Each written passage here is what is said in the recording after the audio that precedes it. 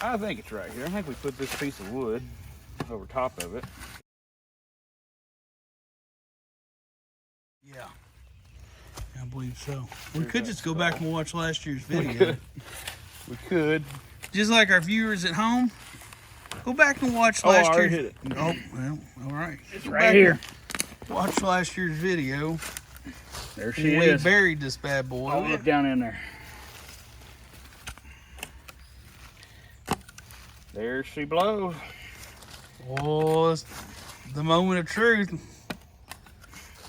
Been down there for a full year. Got the Heritage Revolver, some ammo, a couple little. I think I can pull it down there. Oh yeah, I bet you can just grab it by the handle. See what we can do here. Oh yeah. There we go. Doesn't look compromised. A year later. A year later. It looks like the sides are caved in a little bit. That might have hit the seal too, you know. There's a definite bow going on. Ooh. You know, well, we'll have to check. Ammo cans have a seal around the top there, and we're kind of relying on that to keep a lot of the moisture out. So we'll see. This side is definitely pushed in. You know, we're not deep, so the freeze-thaw cycles probably affected that somewhat. Well, we'll see. All right, we got our ammo box back inside here. We're gonna open it up and see what it looks like. As you can see, we haven't opened this yet. You're seeing it as we see it. Okay. It appears to have survived. It's got the Heritage Rough Rider 22 revolver in there. Got a little first aid kit. We got a lighter, a little pocket knife. It looks like it made it just fine. Some ammo, and we have a fire plug in there. So we'll make sure all that stuff works. We'll go ahead and get this dirty ammo can out of our way. See that seal real fast. Let's see. Look at the seal. It held up just fine. I'm gonna take a look at this 22 revolver here. Put it in a bag with some ballistol, and it is perfect.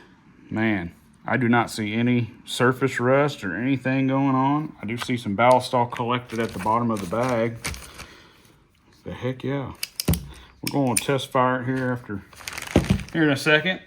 And we just had some 22 just sitting outside of the, didn't have it in a bag or anything. We'll see if that survived too. One other item we had in our survival cache were these Blackbeard fire plugs, and these things are great.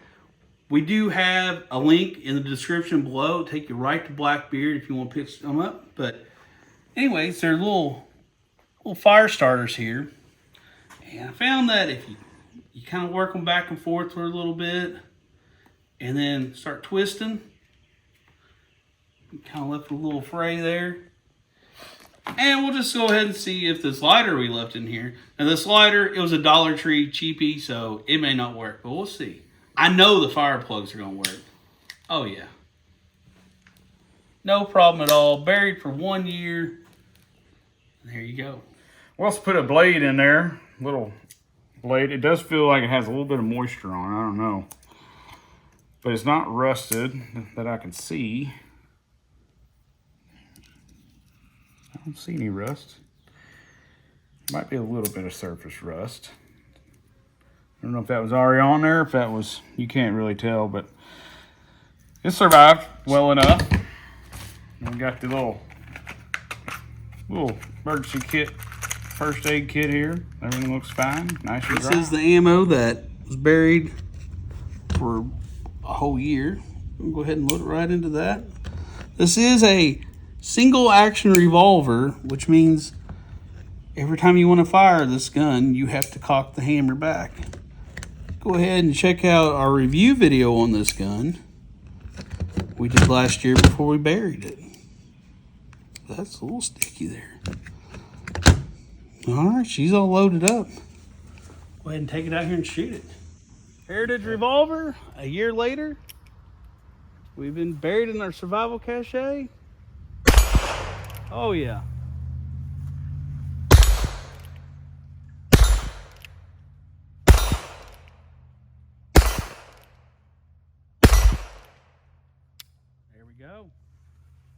He works just fine. There you have it, folks. A year later, our survival cache came out perfect. Everything worked and looked good.